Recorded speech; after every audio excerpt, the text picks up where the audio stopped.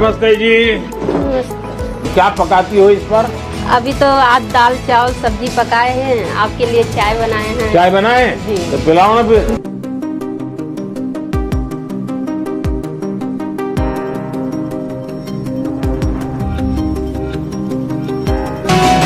दूध वाली चाय है तो दूध यहाँ का मिल जाता है आपको? जी, पैकेट वाला मंगवाते हैं। हाँ।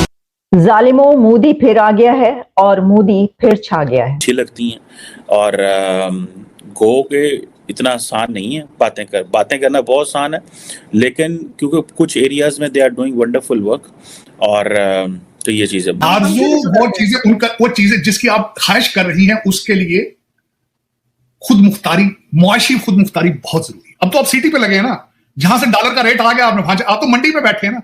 किसी ने कह दिया इधर अभी डॉलर इतने का हो गया, इधर मैं देता हूं, उधर चले जाते हैं उधर। चाय बहुत अच्छी बनाई है और मैं चाय वाला हूँ इसलिए मुझे पता रहता है कि चाय कैसे बनती है।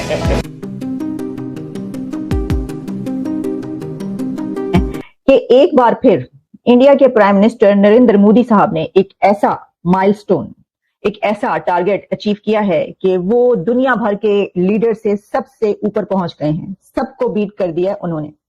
बल्कि मैं ये कहना चाहूंगी कि मोदी साहब ने अपना नाम स्टैम्प कर दिया है। तो हमारे यहाँ पे अगर बात की जाए, हमारे इसके दूसरे साइड पे हमारे यहाँ पे बात की जाए, इमरान खान साहब का जलसा था, आपको याद होगा एक रिपोर्टर जो सी हैं उन्हीं के कंटेनर के नीचे आके उनकी जान चली गई।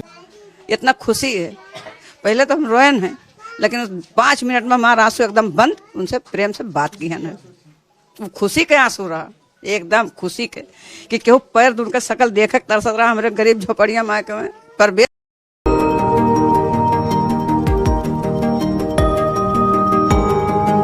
मालूम है मैं क्यों आया हूँ आपके घर? है मेरा मालूम है, ऐसा है कि हमने देश में 10 करोड़ घरों में ये गैस का सिलेंडर दिया। जो घर की बहू है उसने चाय बनाई। आप अपना नाम बताइए और प्रधानमंत्री जी आपके हाथों की बनी चाय पिए थे। जी, मेरा नाम मीरा है, मैं इस घर की छोटी बहू हूँ। मीरा जी, प्रधानमंत्री को अपने घर में देखकर कैसा महसूस कर रही हैं और किस तरह से चाय पिलाया उनको आपने? हमको तो इतनी खुशी हुई कि क्या कहूँ, कुछ समझ में नहीं आ रहा था क्या करूँ इनके लिए कि हाँ मेरे घर भगवान पधारे थे।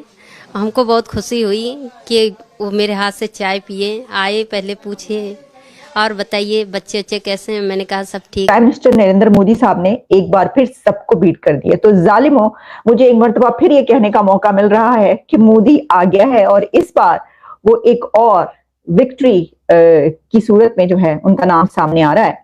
और दूसरी साइड पे वहाँ पे इंडिया की जो आप बात कर रहे हैं तो वहाँ पे गवर्नमेंट है, उनकी जमहूरी तो यहाँ भी है सर, गवर्नमेंट है ना, लेकिन उनके लीडर से ही हैं। अब वो है उनके जो प्राइम मिनिस्टर मोदी हैं, वो देखें आप मुसलसल मेरे ख्याल में 10 साल से गवर्नमेंट में हैं, ठीक है, तो वो काम कर रहे हैं तो वो लोग उनको दे रहे हैं ना। अब एक मोहब्बत का इजहार कर रहे थे, वीडियो में आपको दिखाता हूँ। तो हमारे यहाँ पे अगर बात की जाए, हमारे इसके दूसरे साइड पे हमारे यहाँ पे बात की जाए, इमरान खान साहब का जलसा था, आपको याद होगा एक रिपोर्टर जो सी हैं उन्हीं के कंटेनर के नीचे आके उनकी जान चली गई थी। क्या फर्क देखते हैं? देखिए, बात आती है इंसानियत की, चाहे वो मुसलमान हो चाहे वो काफिर हो, नॉन मुस्लिम हो, मगर बात आती है कि अगर आपके अंदर इंसानियत है तो आज जिनके अंदर इंसानियत है तो वो बेशक नॉन मुस्लिम है तो हमसे ज़्यादा तरक्की याफ्ता हैं, डेवलप कंट्रीज़ हैं, और जो हम मुसलमान हैं जो कि हमारा दीन हमें सिखाता है, अगर इंसानियत नहीं है तो हम दीन सीख के भी, मुसलमान हो के भी आज ज़ीरो हैं। ठीक है, देखें ना, लॉजिकल बात है कि भाई मज़हब कोई भी हो, जब इंसानियत नहीं है तो मेरे ख्याल से उस मज़हब का भी क्योंकि मेरे ख्याल से दुनिया के सारे मज़हब इंसानियत का दर्स सबसे पहले यही देते हैं। अच्छा, यहाँ क्या यही वजह नहीं है कि हमारे यहाँ के जो पॉलिटिशियंस हैं और इंडिया के जो पॉलिटिशियंस हैं और उनकी डेवलपमेंट और हमारी डेवलपमेंट में अगर आज फ़र्क है तो वो यही चीज़ें सामने आ रही हैं कि भाई यही शायद इश्यूज़ हैं।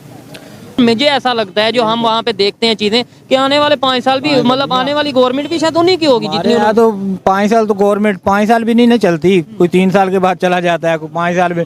एक्चुअली जिस गवर्नमेंट को भी कम से कम 10 साल दिए जाएं तो फिर काम होता है। यहाँ पे तो यही एक खींचातानी लगी है, एक को हटा दो दूसरा ले आओ, एक को हटा दो दूसरा ले आओ, यही चल रहा है वहाँ। बांग्लादेश की भी अगर बात करें, चले इंडिया को एक मिनट के लिए छोड़े, बांग्लादेश तो वो है जिसे हम ये कहते थे कि यार ये तो नहीं चल पाएंगे, लेकिन आप वहाँ पे देख लें कि उन्होंने मेरे ख्याल में ऑरेंज ट्रेन गालबन, वो कौन सी ट्रेन, हाँ जी, वहाँ पे उन्होंने वहाँ से निकाल के इंडिया में मेरे ख्याल में की है।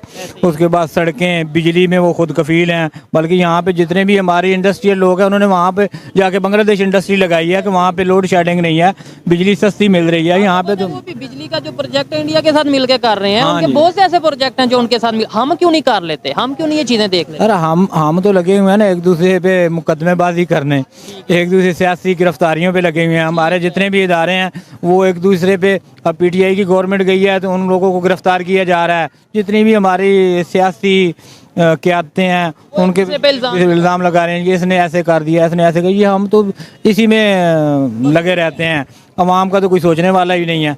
ठीक है जी, काफी मतलब पोलाइट वे में इन्होंने बात किया, लेकिन ऑथेंटिक बात की है कि वहाँ पे अगर देखें, आज हम कंपैरिजन करते हैं, नो डाउट कंपैरिजन नहीं बनता, सीखने की लिए अगर हम देखते हैं तो वहाँ पे बड़ी बात यह है कि गवर्नमेंट में स्टेबिलिटी है, इंटरनेशनल, और उन्होंने कहा कि इस्लामिक कंट्रीज जो सी, इसमें कोई शक नहीं है। इंडिया साइड कश्मीर में जो सा वो सऊदी अरेबिया या UAE या इस तरीके से कंट्रीज जो सी हैं वो इन्वेस्टमेंट कर रहे हैं। ये हमारे लिए सोचने वाली बात है कि हमने 76 साल में क्या किया, कि हमने 76 साल में सिर्फ नारे लगाए, जज्बाती स्टेटमेंट दी, एक दूसरे के खिलाफ नफरतों वाली स्टेटमेंट दी, और दूसरे साइड पे जिस इंडिया को हम ये कहते थे, हम तो यही कहते थे ना कि भाई वो तो हिंदू मुस्लिम लड़ रहे हैं, ये है वो, आज देखें यूनिटी दिखा रहे हैं। क्या लगता है वहाँ पे आज आपको ऐसा हिंदू मुस्लिम लड़ाई वाला माहौल होगा? नहीं, वहाँ पे डेवलपमेंट हो रही है, वहाँ पे कोई ऐसा माहौल नहीं है। तो वहाँ पे लोग मिल के काम कर रहे हैं जितने भी है, बल्कि हमारे जो मुसलमान हैं वहाँ पे वो खुश हैं, उन्हें तो कोई प्रॉब्लम नहीं है। वहाँ पे डेवलपमेंट भी हो रही है, सारा कुछ हो रहा है। हम यहाँ पे एक तो फिरका परस्ती में पड़े हुए हैं, ठीक है, नारेबाजी में पड़े हुए हैं। कभी जनाब वो आ गया जी, अब तरीके लब्बैक आ गई, अब जमात इस्लामी आ गई, फलां है, फलां का नारा ये है, लेकिन डेवलपमेंट नाम की कोई चीज़ नहीं है यहाँ पे। हाँ, वही बात आ गई ना जो मैंने आपसे पहले बात किया है कि हमें पहले ना खुद को इम्प्रूव करना पड़ेगा, क्योंकि हम में से ही कल को जाके जो आज भी यहाँ पे यूथ बैठी है, यही कल को फ्यूचर है पाकिस्तान का। तो ये आज अपने आप को जो हम काम कर रहे हैं, हम अपनी ईमानदारी लेके आएंगे। हर बंदा जब ठीक होगा तो उसको पता होगा कि मैंने चूज़ कौन सा बंदा करना है। जब हम ईमानदार बंदा चूज़ करेंगे तो ऑटोमेटिकली जो चीज़ें हैं वो सही होती जाएंगी। क्योंकि बाहर जैसे अमेरिका है, यूरोपियन कंट्रीज़ है, वहाँ पर आप देख लें वहाँ पर चीज़ें क्यों ठीक है, क्योंकि वहाँ पर असूल है, रूल्स हैं, डिसिप्लिन है।